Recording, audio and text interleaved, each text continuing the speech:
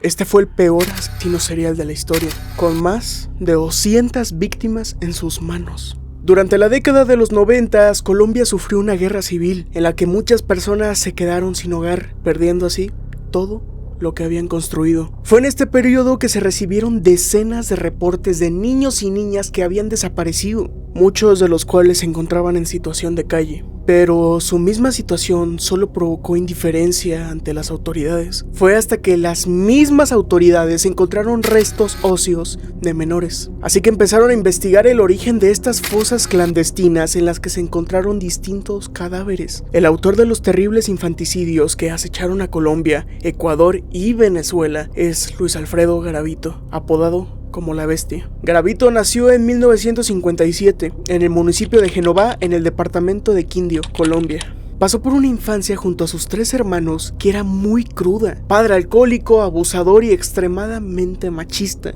acompañado de una madre violenta que nunca le brindó cuidado y amor a ninguno de sus hijos. Los hermanos vivieron en un ambiente violento, carente de amor y un espacio en el que ellos se sintieran seguros. Es de esta forma en que Garavito comienza a sufrir abusos por parte de su padre, como amarrarlo de los pies con un árbol y golpearlo con su machete, o sus compañeros de escuela quienes ridiculizaban y agredían a Garavito. Todo esto fue trastornando poco a poco a un niño que se convertiría en un verdadero monstruo. En 1969, Garavito fue objeto de abusos después de que su padre lo sacara de la escuela y pusiera a trabajar. Al parecer, el dueño de una farmacia de su localidad y otro vecino fueron los responsables de los abusos hacia Garavito. En su adolescencia es cuando inicia una etapa de ira que lo iría consumiendo, donde él estaba dispuesto a vengarse del mundo. Durante su adolescencia adquirió un gusto peculiar: pájaros con piedras que disminuían un poco su ira, un gusto que escaló más y lo volvió en un joven extremadamente agresivo, donde tiempo después confesaría haber abusado sexualmente a su primera víctima, quien era un niño de apenas 6 años.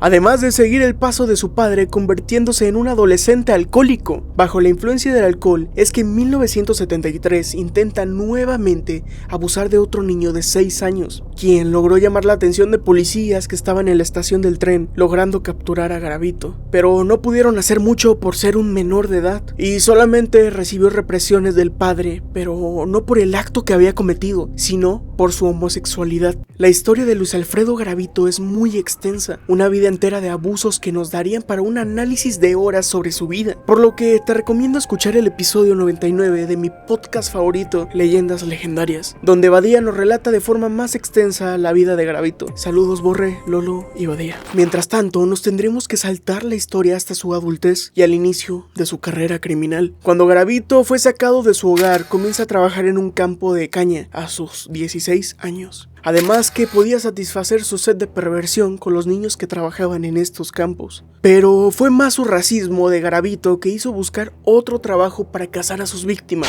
Niños y niñas de alrededor de 10 años con la piel caucásica. Es así como se convierte en un heladero, conviviendo a primera mano con sus víctimas. El primer niño que tuvo contacto de esta forma con Garavito fue abusado sexualmente y lo dejaría libre después de su monstruoso acto. Pero después encontraría al mismo niño y se percató de algo que lo estaba atormentando. No podía soportar ver la cara de ese pobre niño, quien mostraba una verdadera expresión de terror después de encontrarse con su abusador. Así que tomó la decisión de terminar con el terror y sufrimiento del niño de la única forma que se le pudo ocurrir, y desgarrando sus partes íntimas con la boca. Tiempo después afinaría mucho su método y terminó construyendo un proceso que le permitió tener cientos de víctimas sin que nadie se enterara, ni siquiera su propia familia e hijos. Su modus operandi era observar a sus víctimas en plazas o parques. Después de analizar la situación, los abordaba y convencía de acompañarlo a lugares más privados, para después torturarlos y abusar de ellos. Claro que sus propios actos le generaban repulsión, por lo que no podía ver la cara de los niños y niñas que abusaba, y como último acto, los brutalmente, deshaciéndose de los cuerpos en las fosas que él mismo creó. Si no hubiera sido por el hallazgo de 2 cuerpos en una de sus fosas, nunca hubieran iniciado una investigación sobre las desapariciones de cientos de niños. Fue hasta el 22 de abril de 1999, en una zona de Villavicencio, en el departamento Meta, que Garavito había raptado a un niño para satisfacer sus monstruosas prácticas. Pero un vecino de la zona escucharía a tiempo los gritos del menor, quien estaba pidiendo auxilio. El vecino llegó a tiempo agrediendo con unas piedras a Garavito, quien se escapó del sitio. Después de que el vecino liberara al niño, fue a pedir ayuda para llamar a la policía. Comenzaría la búsqueda de Garavito. Fue cuestión de horas para que lo capturaran, ya que el niño logró identificarlo mientras iba acompañado de su madre, que estaban en una patrulla para poder levantar la denuncia. Tiempo antes, el investigador Aldemar Durán ya seguía los pasos de Garavito y ya tenía certeza del perfil criminal de quien estaba siguiendo, que claramente coincidía con la personalidad y aspecto físico de Garavito. Fue gracias a las pruebas que recolectaron y a la investigación de Aldemar Durán que lograron capturarlo y posteriormente conseguir su confesión aceptando las muertes de 172 menores. Y tiempo después, se sabría que llegó a más de 200 víctimas.